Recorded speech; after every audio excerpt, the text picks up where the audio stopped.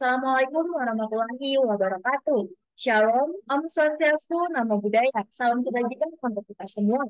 Perkenalkan, nama saya Anin Gita Rahmiana Sekari ini dengan rekan saya, Kang Aldi Zanti. Saya Marsha Gita Ramadhani. Di sini kami akan mempresentasikan tugas kami yang berjudul Sengketa Kewajiban Pemeliharaan Gedung dan Hak Penghuni dalam Rumah Susun, Analisis Yuridis atas Putusan PT Jakarta Nomor 681 garing PDT garing 2019 garing PT DKI.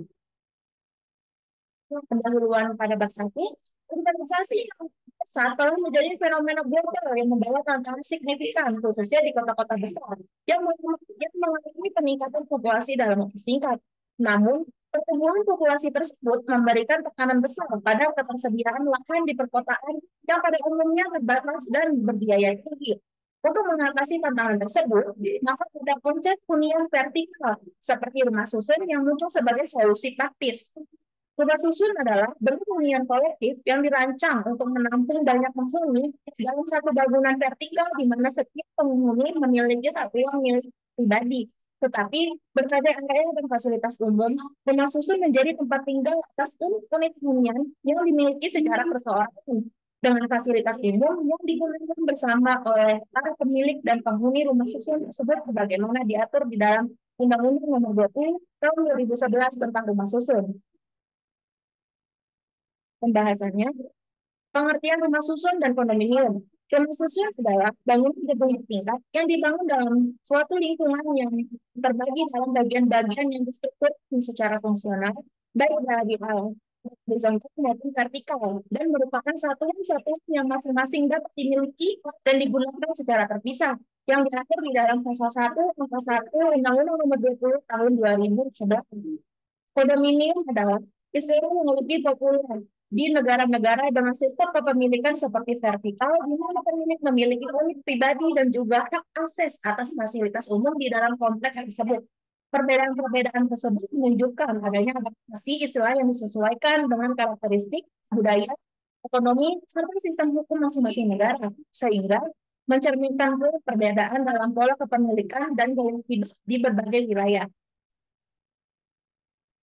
Pengelolaan fasilitas bersama dalam rumah susun.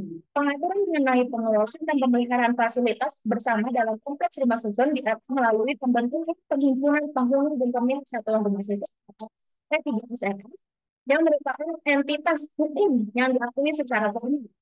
Sebetulnya di dalam pasal 1 yang ke-21 Undang-Undang Republik Indonesia Nomor 20 Tahun 2011 tentang rumah susun Undang-Undang RS. P3SRS berfungsi untuk mengelola dan mengatur kolektif yang mencakup komponen bangunan, barang bersama, dan tanah bersama. Dalam konteks ini, setiap anggota P3SRS terdiri dari pemilik dan penghuni rumah susun yang memiliki hak dan kewajiban yang harus ditanggung. Selanjutnya akan dilanjut oleh rekan saya. Selanjutnya, pendapat yang didapat oleh pemilik. Dasar penghuni mencakup berbagai aspek yang dijamin dalam URS dan turunannya yaitu peraturan pemerintah nomor 4 tahun 1988 tentang rumah susun dan peraturan daerah terkait. Penghuni memiliki hak atas akses ke fasilitas umum seperti jaringan listrik, air bersih, lift, area parkir, dan fasilitas keamanan. Penghuni juga berhak mendapatkan lingkungan yang bersih dan aman serta akses terhadap fasilitas publik yang memadai. Undang-Undang Nomor 20 Tahun 2011 menegaskan bahwa hak ini termasuk akses tanpa hambatan terhadap area yang mendukung kualitas hidup penghuni secara keseluruhan. Penghuni juga memiliki hak untuk mendapatkan informasi secara transparan mengenai pengelolaan dan pemeliharaan fasilitas, terutama terkait penggunaan dana iuran yang mereka kontribusikan setiap bulan atau tahun. Kemudian, kewajiban pemeliharaan dalam kepemilikan rumah susun. Kewajiban pemeliharaan ini tidak hanya mencakup perawatan fisik, tetapi juga aspek finansial di mana penghuni diharuskan berkontribusi melalui iuran bulanan atau tahunan. Iuran ini dikelola oleh Perhimpunan Pemilik dan Penghuni Satuan Rumah Susun atau P3SRS atau badan pengelola yang bertanggung jawab untuk memastikan bahwa dana yang dikumpulkan dialokasikan dengan transparan dan efisien untuk mendukung perawatan fasilitas umum. Dalam hal ini, terkait permasalahan tunggakan kewajiban pemeliharaan dalam pengelolaan kondominium merupakan isu yang kompleks dan krusial dan yang tidak hanya berpengaruh pada hubungan antar penghuni, tetapi juga pada keberlangsungan dan kualitas lingkungan tinggal itu sendiri.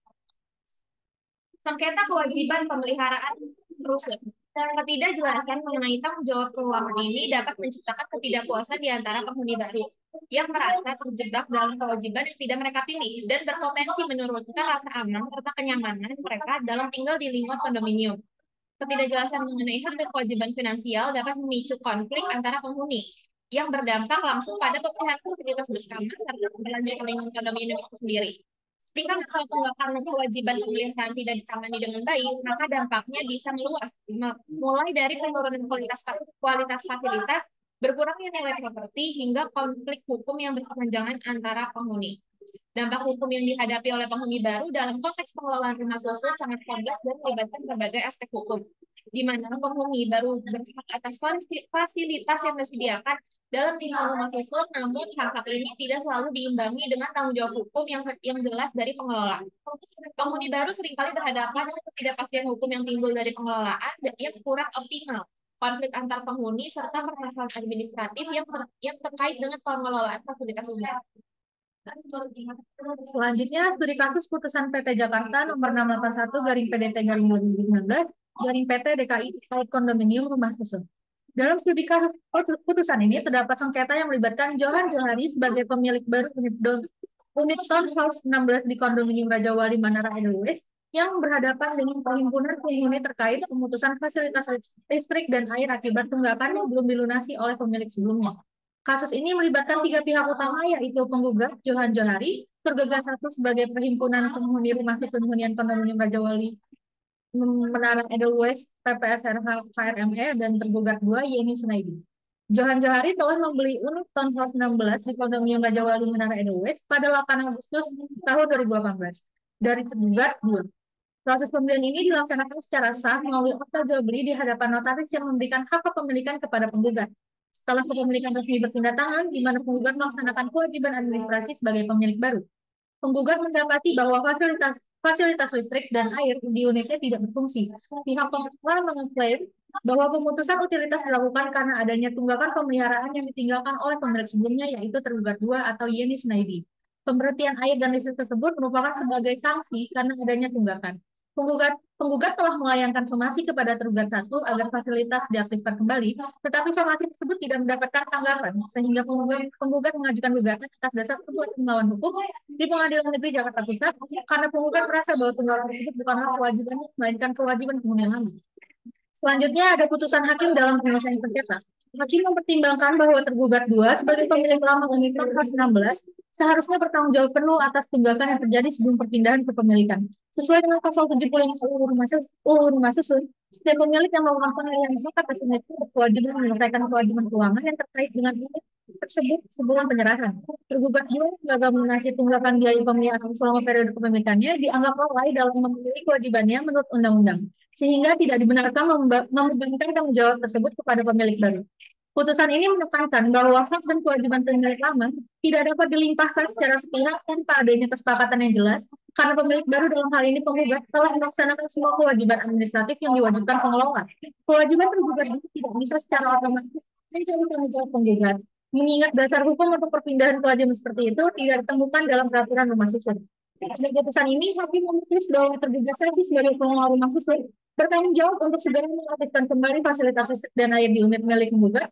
Hakim juga menetapkan bahwa tergugat satu dan tergugat dua harus memberi kepada penggugat atas kerugian material dan imaterial yang diderita akibat pemutusan akses itu. Selanjutnya kesimpulan.